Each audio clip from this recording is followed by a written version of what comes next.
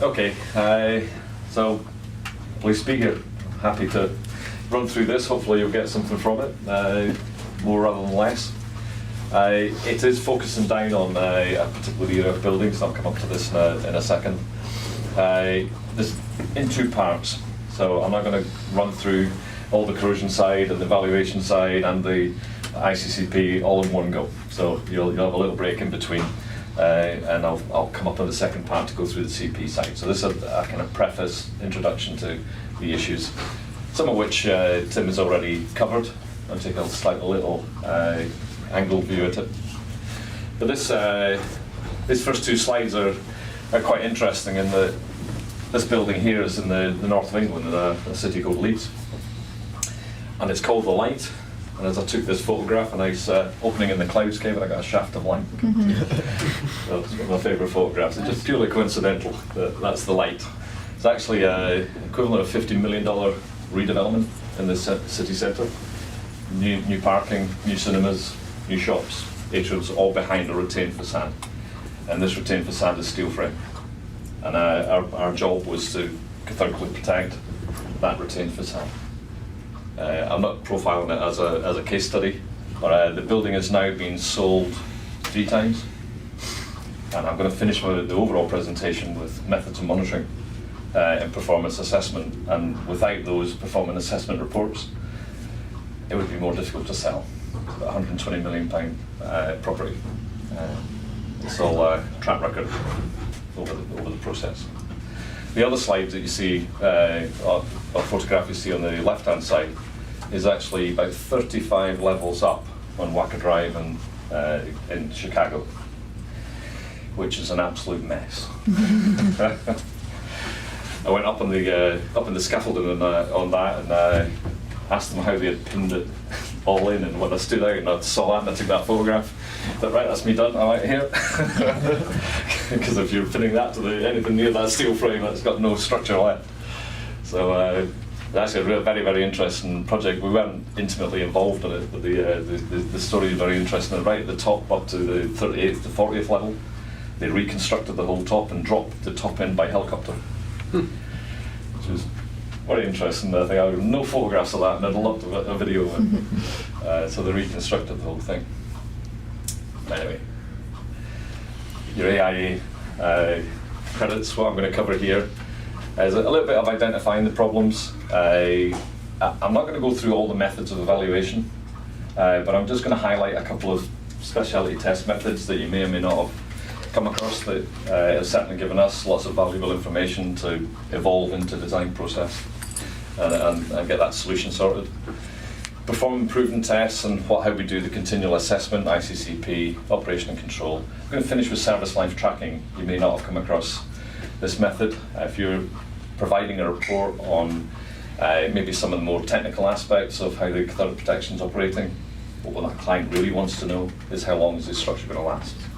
And we've evolved all our monitoring methods to finally give that answer of trying to project the life of the building. And then you're going to go out and do some hands-on. We've got the new geopolymer anode. There's some lovely mock-ups that Western have done for us that allow you to put this in the joint, and we're going to power up, and you're going to see some data as we go through.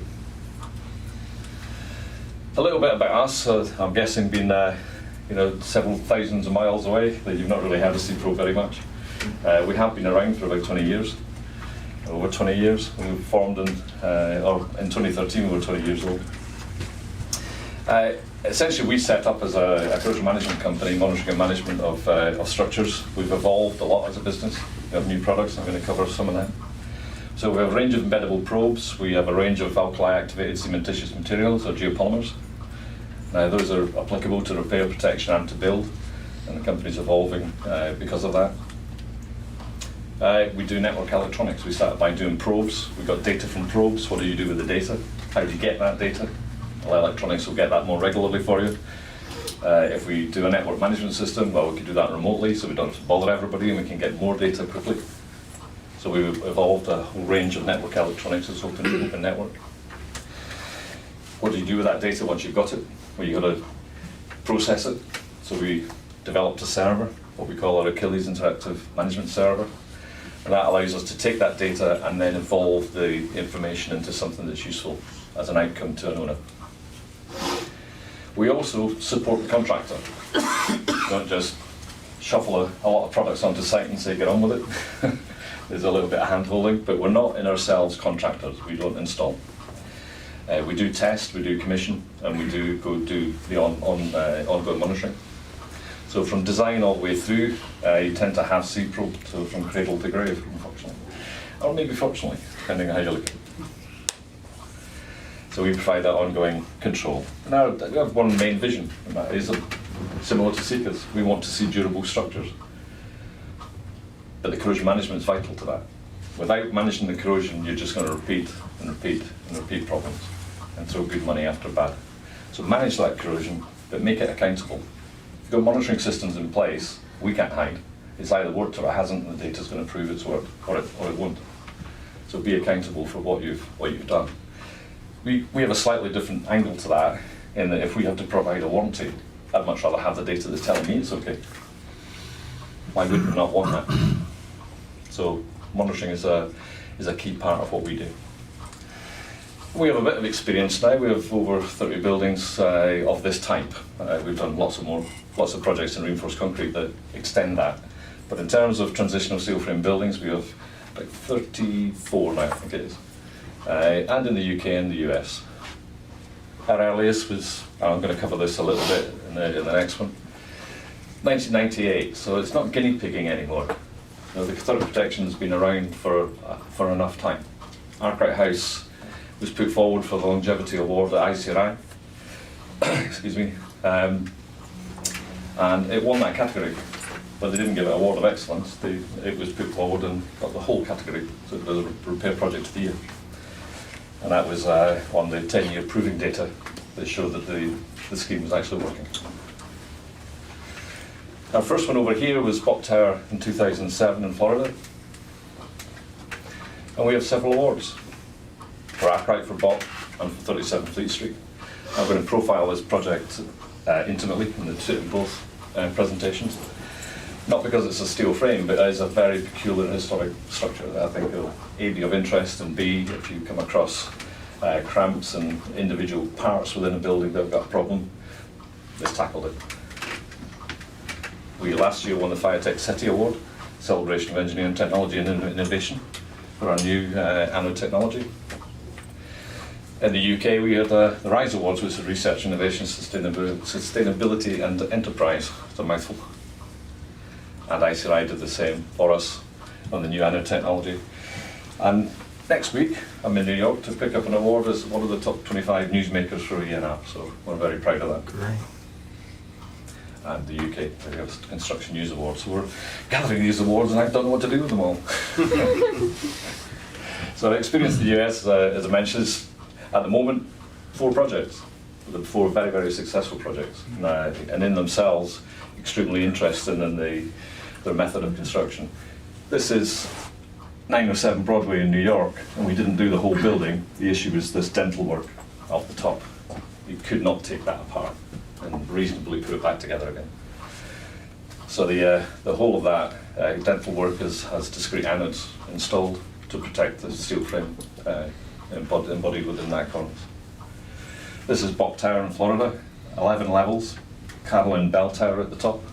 They do concerts in the park, the bells ringing, like 54 bells, which is quite interesting. Beautiful structure, Bikino brick, and the spandrel beams between each of the 11 levels receive cathodic protection. And we've been monitoring that on behalf of Bok Heritage since 2007. This is the one in Kansas City for Commerce Bank, which has our new geopolymer anode in it. That's a view of it finished. So anyway, on to the main thrust of the presentation. The timeline for these structures, all for thousands of years, we just built load-bearing masonry structures. We're interested in this little sliver here, which is the transitional steel frame phase from about 1900, 1898-ish, up to about 1950. People didn't stop doing transitional masonry because of the corrosion, so I'm not going to pretend that's the case. the consequence was the development of curtain wall construction, and everything went even higher. So we did transitional masonry because we wanted to go a little higher, and then now we just want to keep going. Not enough land space in America, so we go that way. So curtain walls were a key development in order to do that. So we're going to focus in on that little phase there between 1890 and 1950 of these types of rather large commercial properties, all of which are, did I say, a danger. So the failure mechanisms of these has been touched upon. But essentially, the masonry is put intimate to the steel, but it's infilled with a mason's mortar. Normally it's a mixture of brick, rubble, all sorts, with a slurry of some sort of cement product put in. And that's a beautiful moisture trap. So any of the moisture that was intended in the construction to come in through the stone and back out again, which is what was the intention. When the moisture went in, it got trapped, started the corrosion process, so the coatings would degrade, initiation would come in, propagation would kick in, joints would open, cracks would appear, more moisture comes in, and the cycle carries on until it becomes really quite unsightly. I'm going to introduce this one to you. Anybody come across the service life model, 2T model? No. Very important, I'm going to finish on this when it comes to service life tracking, so I'm going to start with here to get it in your head before I finish with it. But essentially, every structure behaves like this. Now, that axis there is corrosion steel, it's actually corrosion rate. So this is a view of corrosion rate of a structure over time. It's deliberately schematic. From day one, there's very little corrosion rate activity. As Tim mentioned, you get nice passive film on the steel, certainly in reinforced concrete. A little less so in transitional steel frame buildings, because we don't have the intimate contact of the concrete. So we're automatically in the neutral to slightly alkaline environment. So the corrosion can kick in really quite quick. But every structure will eventually hit an initiation point. That's when the oxygen and the moisture has arrived at that steel surface and it starts to depassivate the steel. As Tim says, chloride and carbonation don't help. That's going to depassivate quicker, and we're going to get to this propagation phase at some stage. If we allow that to carry on, we'll eventually reach maximum permissible corrosion, and the structural engineers should be very, very worried. Because that's the point at which failure is going to start coming in. We can intervene at any one of these stages. The truth of the transitional steel frame buildings, and they are so old now, and they've lasted well. It's been good service. It's probably somewhere up here. So we're fighting a losing battle to try to control that situation, because we want to do whatever we do should reduce that corrosion rate, should reduce it and extend the life. And normally that's an unmonitored situation. This is just a theoretical model of how it deteriorates, but it makes sense from a corrosion point of view. It slightly change that and change this access to cost. Very low cost as we go from new. As soon as initiation becomes propagation, the cost of the repair escalates. Until the point comes at maximum permissible corrosion, with as little point in putting any more money into that building, because we're beyond the point at which it's salvageable. But if Tim's presentation showed you anything, you can have a very deteriorated building and still make it look good at the end, with good contracting, good products, good solutions. So corrosion's inevitable. Don't think it's not. It is. You dig it up from the ground, you fire all that energy in, and it sits there waiting to release, and it releases by forming rust. You give it any excuse, it will rust. So it's all time related. At what time does that environment come to meet the steel in order for it to release its energy? And we're just really time managers. That's all we are. So battling Mother Nature and its accelerators, we've served to death. So this model is intended also to be a predictive and planning tool. At what stage do we get involved? Client hates to get involved at this stage. but actually it's the lowest cost point of entry. So if you come in here and let's say put an inhibitor treatment on a piece of concrete, we've got data that shows that this happens. Yep. That's really useful. It's got $1 a square foot and I've just extended my life by 50 years. Yep. There's a misconception that cathodic protection is the only thing that gives huge life to something. It's really not true. It will do, because you're in control. But there are treatments and things that you can do, packages that you can put together.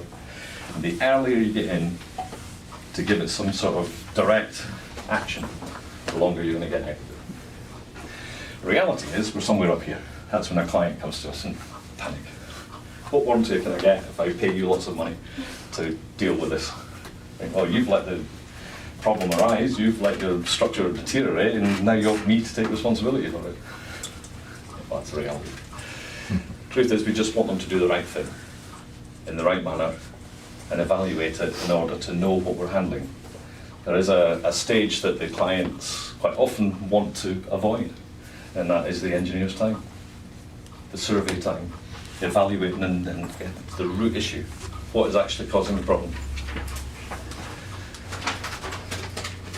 Because in the transitional steel frame, this is our reality. We can't backtrack time. First 30 years, nobody sees a thing. Next 30 years, things start to emerge, but nobody does anything. So all our buildings are in here. Corrosion's inevitable, deterioration's inevitable, time to manage it. That's our message.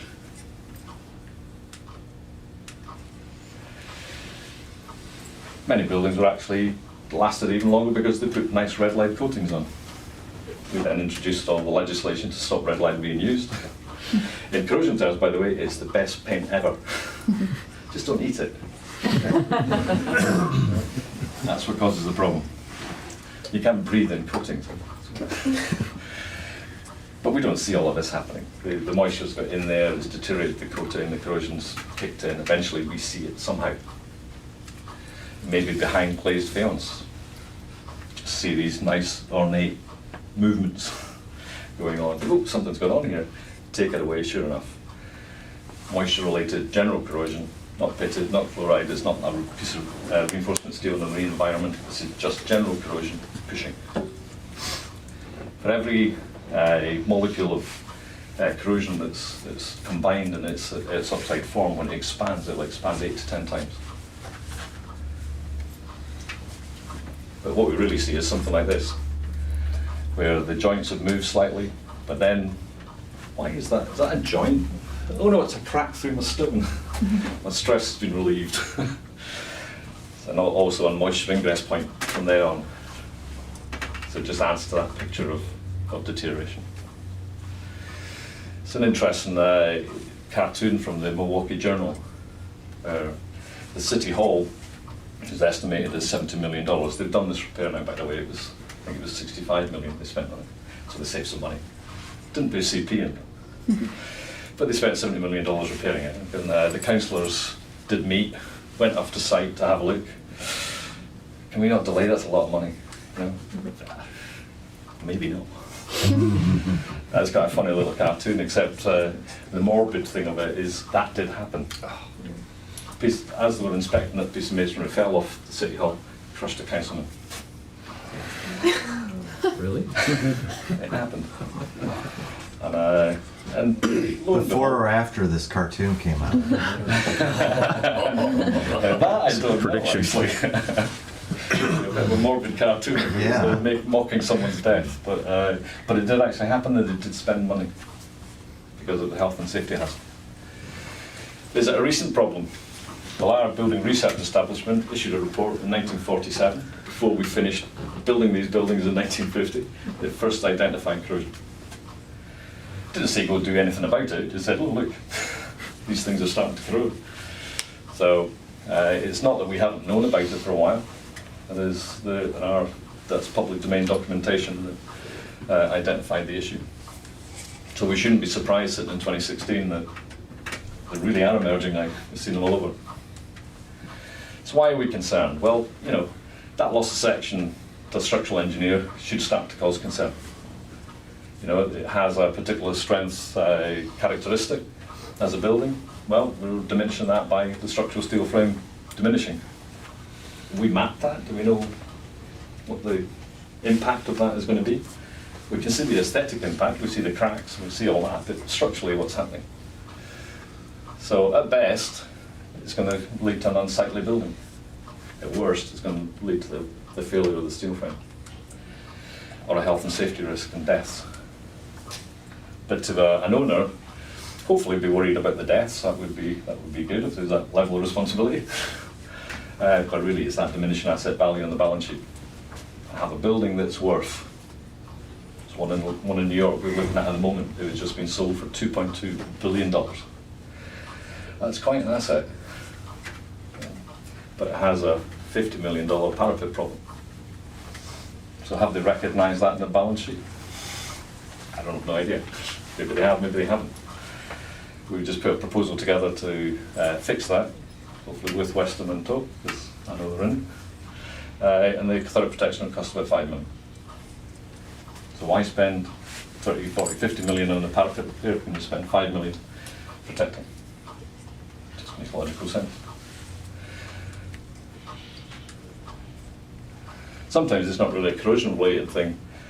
Totally oblivious sidewalkers going about their business, and that's about to fall on their head.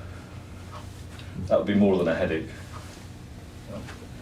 But nobody saw that until the engineer went up and saw something loose. Clifford T. Groom, member of the ASTM. I'll read it for yourselves. 49 masonry failures killed 30 people, injuring 81. And that was in 2000. First death in America, following masonry, kills a Bernard student in 1979. We're up that timeline, guys.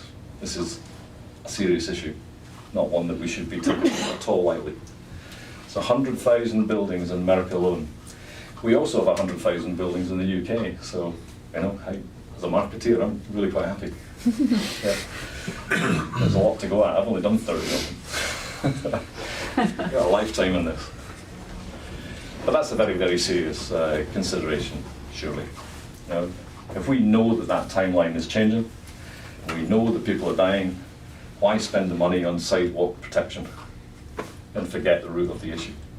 I'm just going to wait for the masonry to fall, but it's okay, I've caught it, it's not going to land on your head.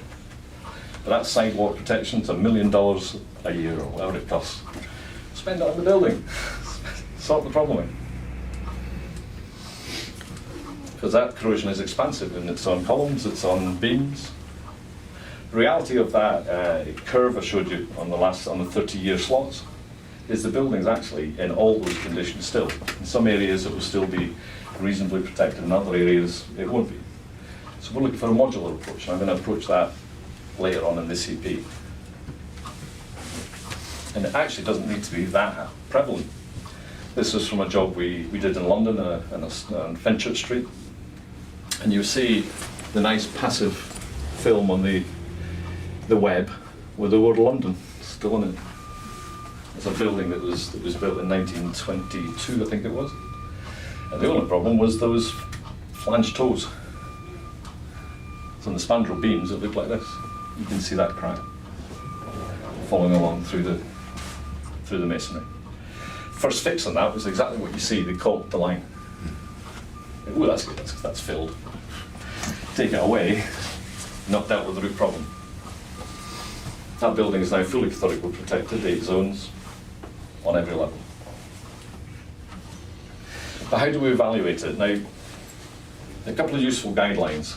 And I'm not saying these are the only guidelines, there may be more in the States. I've plucked up these two. I was on the committee for this one, the evaluation of masonry facades. And I won't go through the techniques that you probably use on a daily basis when you go to these facades of plumb lines and simple visual assessments of things.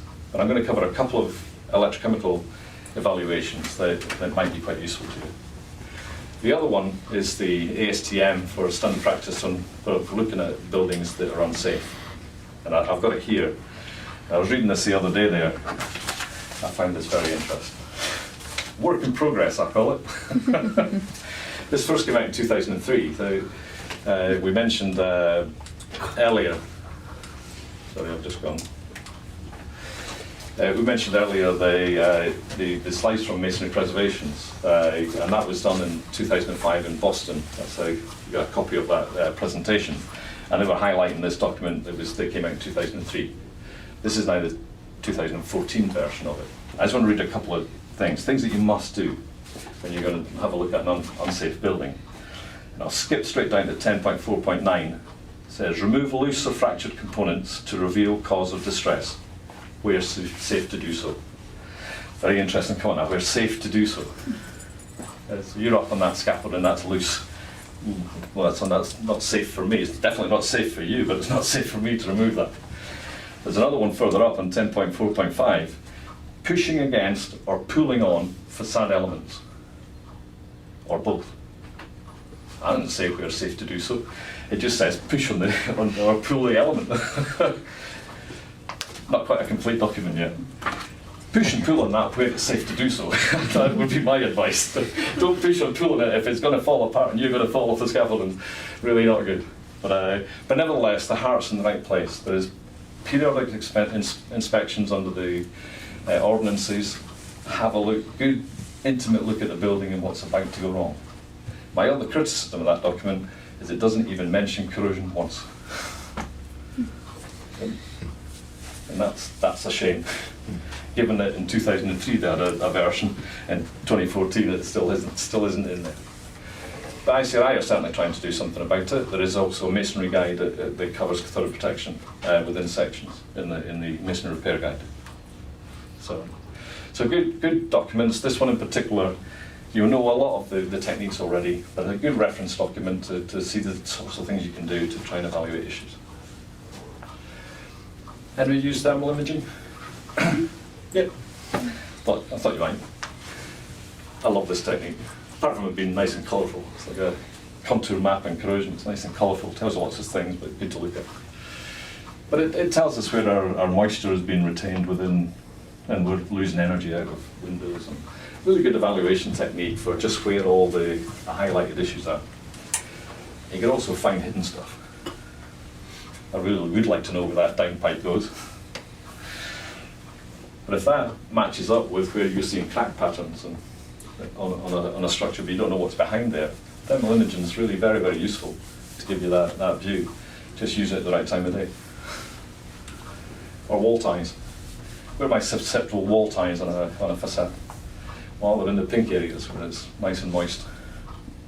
And when I came over, was it the October or the December visit last year to New York? I can't remember, but it was a brick collapse up in 70th Street, or maybe more north than that. Aren't the orange areas the wall ties? It seems like there's a grid. Well, I'm assured that those are, we'll use the pointer, that we've got highlighted areas. But those are wall ties up in the moisture in the right-hand corner within a higher moisture area. Yeah. So it's kind of moist there, dry in the centre, but you can see where the susceptible areas. That doesn't mean to say that that's actually corroding, but if you did a thermal image of that brick wall, then you'd be worried about those areas, because there's no protection there. As those wall ties go, you've got a collapse. And say we know that the brick buildings in New York are all susceptible. We've seen collapses on them. A good look at it. In corrosion terms, though, anybody do half-cell potential mapping? No? Okay. I'm going to explain how it happens. Anybody come across a Purvey diagram? Nope, didn't think so. And that's no failure on your part, by the way. I see people's condition surveys all the time and they talk about corrosion. Not one of them refers to the Purvey diagram. And it's the key piece of information. This is the assessment of risk. And it relates potential measurement from a half cell with pH. What's a kind of critical piece of information in concrete? Or in this case, in the facade, where we know, in the facade we're down in this region here of neutrality. In concrete, we're up here. So if I measure my potential, corrosion potential, I could be anywhere along here. From corrosion to passivity depending on what the pH of the interface is. But somebody will tell you, I'm at minus 200 millivolts to copper sulfate, I'm okay. Well, no, you're not. Not if your pH is down here. You're in a zone of corrosion. You're only okay at minus 200 millivolts if you're over here, and your pH is still okay. And I've yet to see these into people's condition survey documents. It's such a key piece of information. But what we're doing with half-cell potentials, we're going to assume, I'm going to talk in terms of reinforced concrete for a second, we're going to assume that our starting condition is up here. Because our pH is high at the interface of the steel, we've got that nice passive film. So we're measuring that potential. But over time, as the accelerants and the water and oxygen get there, the potential changes. It becomes more negative. So ASTM C876 will tell you that if you're more negative than minus 350 millivolts of copper sulfate, you're at high risk of corrosion. Well, this is what it's talking about. Because the interfacial pH has changed, you've just driven your steel into a zone of corrosion. And that's my E' corrosion, that's my change in that corrosion potential. I'm no longer at that base protected condition anymore. I'm at a risk condition of small, medium, and high, whichever the case may be. But I need to anticipate where I am here on this pH line, if it's changing. So I would like to know if it's chlorine contaminated, I would like to know if it's carbonated, and I would like to know if there's any other features in the environment that might cause the problem. Sulfates, for example, acid rate. All these things reduce my pH if it arises at the steel surface.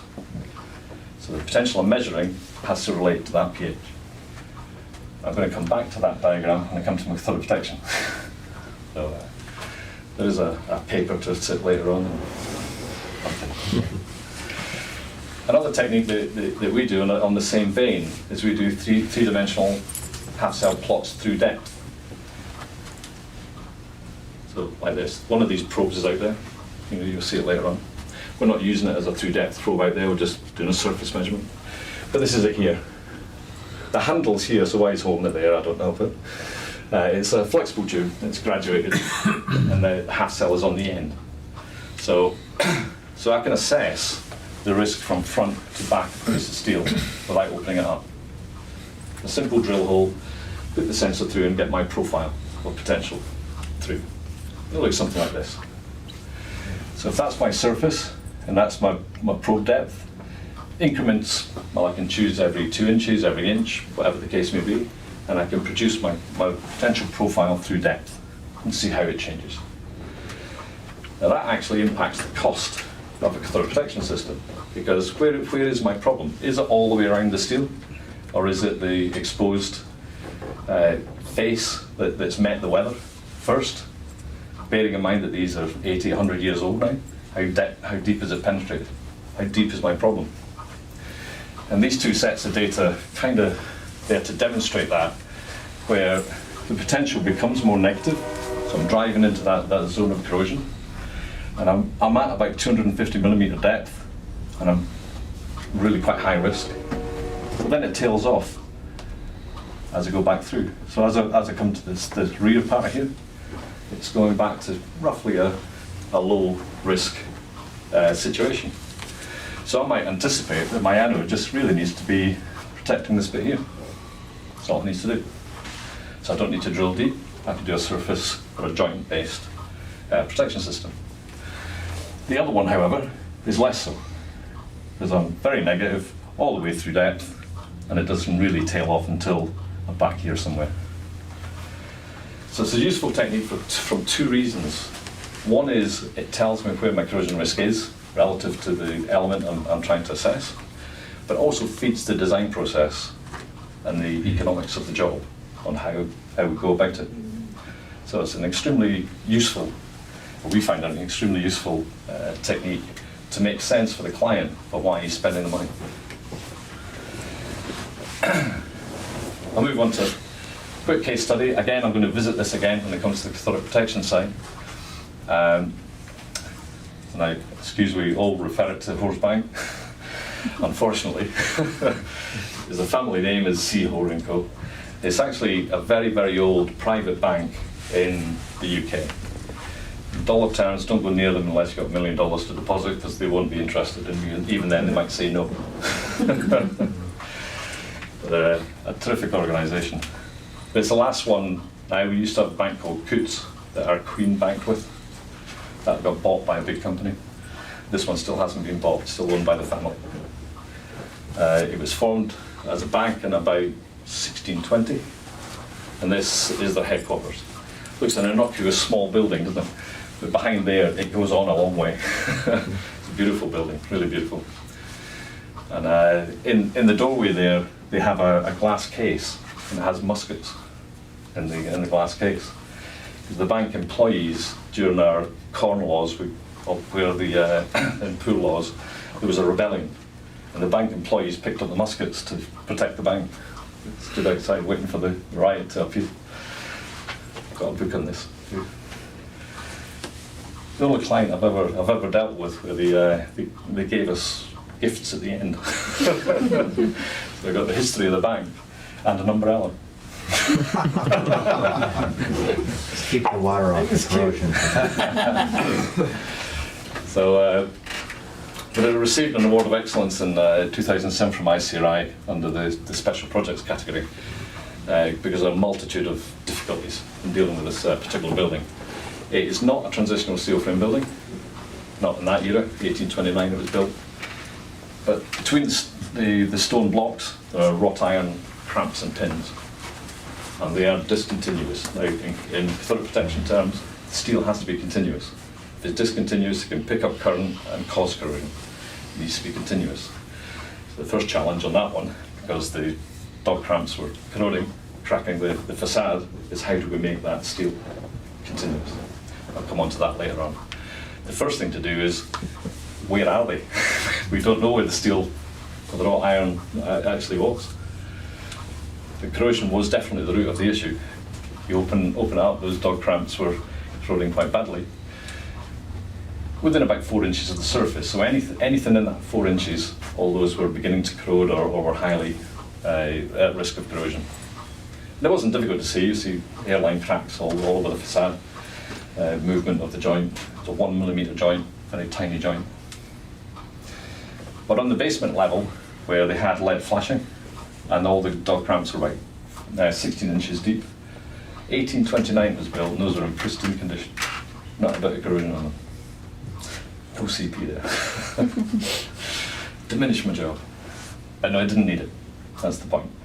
So the assessment's there, you don't need it, move on, treat the risky parts.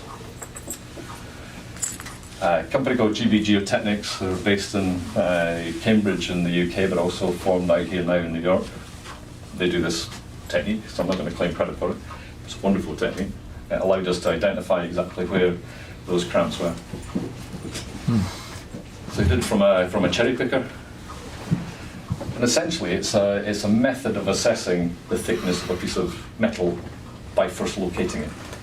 So it uses radar to locate, and then it uses the impulse from 2 sensor heads to assess the dimension and thickness of what they're looking at. So they would characterise, first of all identify where the wrought iron existed or metalwork existed, and then grade it on a high, medium or low risk of corrosion. This is a rendered view of it that we put into the ICRI submission. So they also did the infrared on this. You make out these points here, and these are all the individual cramps.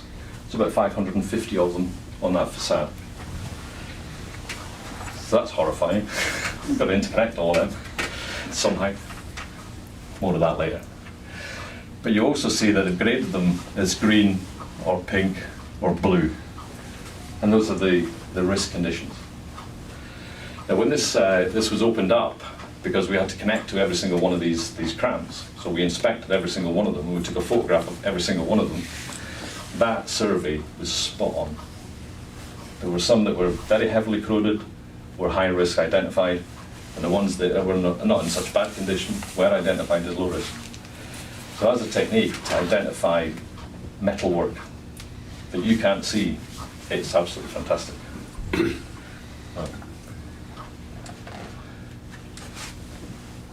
So over 500 of them individually identified. And then we ran a mock-up preview, we call them mock-ups over here. So we took an area of the buildings actually up here, a little line over there, and we tried the CP first. This is a grade 2 star listed building in London. The next grade up from that is grade 1 listed. And grade 1 listed means, I think you have to wave something at it to be able to touch it. Buckingham Palace is grade 1 listed. It's very difficult to do anything on Buckingham Palace. But this is grade 2 star. So everything had to go through the City of London Conservation, no matter what was chosen to do here. You notice that the building is a kind of honey colour. That evolved over time. That's actually white, that building. And if they fully cleaned it, it would be white. But part of that conservation approach to the project meant that the contractor had to leave it back in a honey-coloured condition, but clean it. So that was a task in itself. But that was his problem, not ours. But we had to interact with all those cramps and provide a cathodic protection thing. So I'm not going to spoil any more because I'm going to show how we did it later on. But that was the task as it stood. And the contractor actually said to me in a taxi going back to the railway station before I was heading home, he said, "You'll never do it." So, it just can't be done. Yeah. What does he know? But a design phase then followed. So let's not jump ahead of ourselves, because once we've identified all these, and then we know we've got a task at hand, it's very important then to convince both the owner and the City of London Conservation that it was doable. It can be done, and aesthetically it can look the part at the end. It was more than just the components. I mentioned earlier, these are 1mm bed joints. How do you get anything into a 1mm bed joint? So steps taken before you even get to cathodic protection could still be a couple of steps. I know we've said they're old buildings, that they're all falling apart, or they're all in the same condition. We've got a little bit of time left. Let's use it effectively. I'm going to get to the bed joint anode and its makeup later on. But essentially, we're not drilling the structure anymore. We're just putting a mortar, which is the anode, into a bed joint. And you're going to get your hands dirty on that out there later on.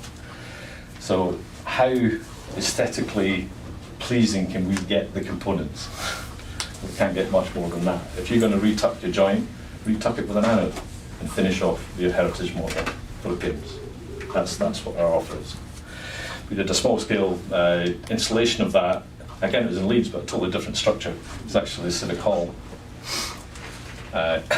This is a feed wire being put into the joint and then tucked into the bed joint anode. What's being put in the joint? We need a feed wire. You'll see it out there. We're actually using mixed metal oxide titanium, a 1mm wire, and that's so we can get a connection to the power supply. We power through that wire, and then it goes through the anode mortar to polarize the steel. So we need a feed wire, because we can't just stick copper cable in.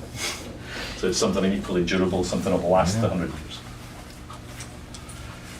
So the top left is the geopolymer anode being gunned in. In this case, it was a carbon feed. We've adopted titanium because that was not so robust. This was a trial.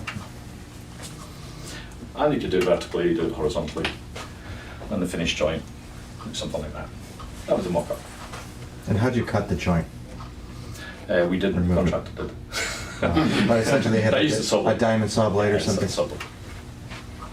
Sorry, I'm slightly sarcastic. I was just meant to do it. But no, I used the saw blade. So it doesn't look so bad given the age. But more importantly, we could show how it was going to work. But we compared it with a more conventional discrete anode, one that we've done many buildings with.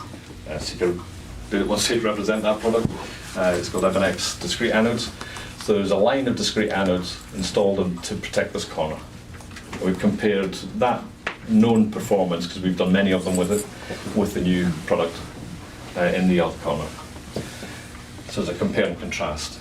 And the data, slightly daunting, but it looks something like this. I've mentioned taking potential measurements. This spike, ignore it. That's just as we switch on the power supply, the network management monitoring, so it goes, "Ooh, I'm on." Yeah, but it's not part of the performance.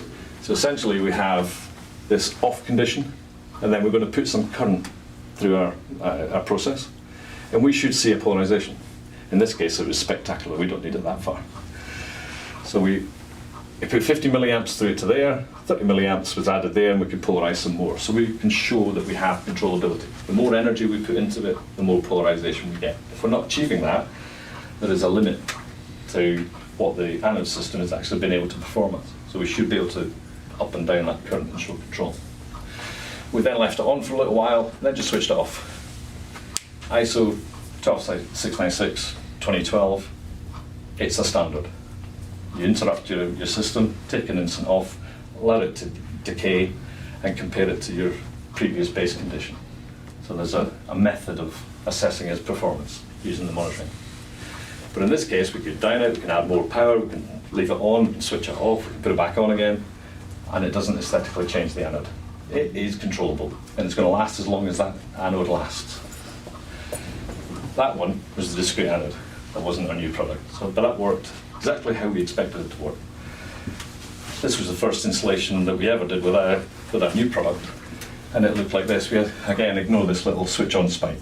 But we've got the same thing. We're off, you switch it on, at 50 milliamps, put a little bit more energy through it, then we switch it off, let it decay, switch it back on again, let it decay, switch it back on. We've got control. So in terms of a mock-up, did it work? Yes, it did. The steel's responding, it's controllable, we can anticipate a life for the structure. We're about to enter full phase on this now. And to give you an idea why we want to put the geopolymer anode into the bed joint in this, that building will take 15,000 drill holes if it was a discrete anode system. So the City of Leeds Conservation Department are less enamoured by that. You're going to do what to my building? I would say that we did another one in Fleet Street in London where 8,500 anodes got installed from the outside, and it looks fantastic. So it's not that it can't be done. I'll show you some photographs of those later on. But that proves to the client that what you're putting in there isn't the emperor's new clothes. It's got visibility and performance, visibility and accountability. But your next stage might be even simpler than that. We've done a survey, we've assessed the problem. Why don't we leave behind a monitoring system if the budget's not ready to be spent on a full scale? Why go and re-inspect? Why not just put some tools in there and see how it's progressing? The useful thing is that it's actually the first part of the CP system. So anything you put in monitoring terms will be assimilated into a cathodic protection system later on. So it's no bad thing to do anyway. So a few sensors, a bit of electronics, and assess it on the website. Very simple. So in summary for this first part, you probably all need to go and stretch your legs, I'm sure. We are seeing more and more of the issues. They are predictable. It is their age. It is the environment. It has come to meet the steel, and it's causing its problems. Damage pattern is visible, it's obvious, but behind it is something else. There could be some hidden issues there that the engineer really needs to get his or her hands around to understand the problems. Because it's not just the economics, there's a health and safety issue here too. So if you think you can go to the building, just put some cathodic protection system in and walk away, not true, you have to keep that managed. But you might actually not have solved the root of the structural issues that are on the building. So you need to understand these. So once that condition's been assessed, do the right next step. But don't worry about the full step. You can do baby steps to get to the point at which the money is completely justified. So I would always encourage it. Doesn't matter what the building is. Doesn't matter that we've done 30 odd of them and we know CP works. Make sure it works on your building. Do a little area. Make sure everyone's happy. People look at the aesthetics, make sure those aesthetics are signed off as being what we're after, and then expand your structure from there. And if you're not ready to do it, we'd encourage you to monitor it. Put a few positions in, take your most vulnerable points and see how fast things are changing. You can do that too. Say monitoring it's not a waste of money, you just upgrade it and add it to your CP system later. Put your first stage system in by putting the monitoring in. So a few questions before you all stretch your legs.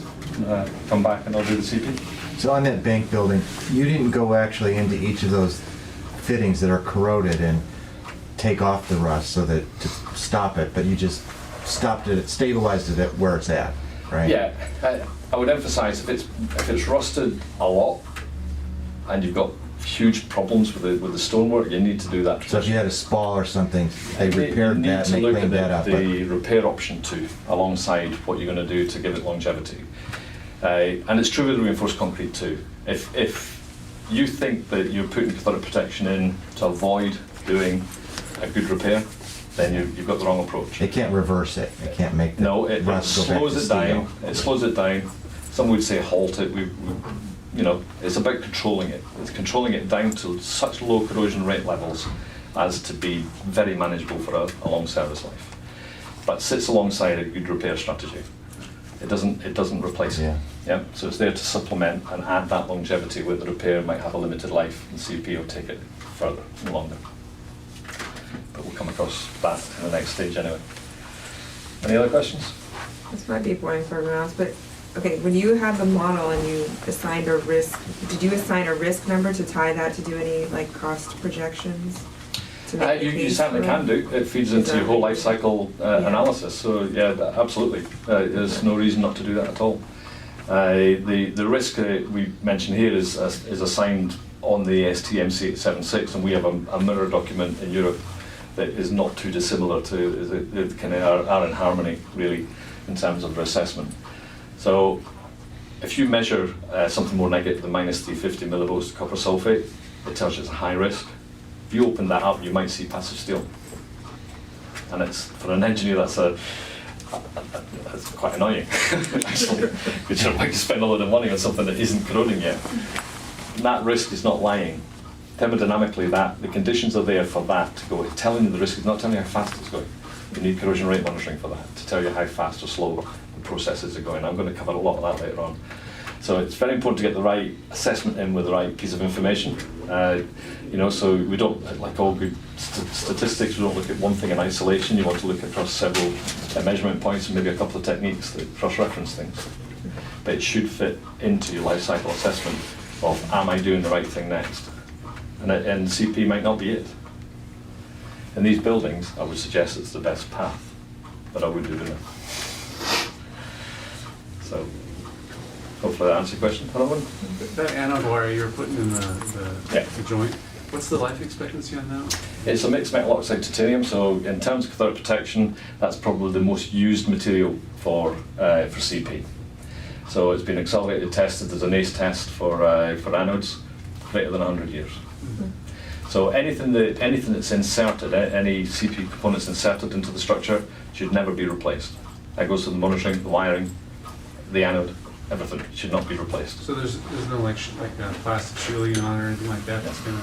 No, in fact, deliberately not. Yeah. The mixed metal oxide coating that's on the titanium is actually forming part of that anode system. Oh, okay. You can put a bare anode wire into, and the mortar itself will passivate that, because you're not trying to pass current via that, you're trying to feed the mortar anode throughout, or feed a discrete anode system via that feed wire. It's the connection through to the power system. Thank you. Okay. Anyone? It's 11 o'clock, so I'm going to take like a 15-minute break. Sound good? Be back 11:15 and we'll start the second half.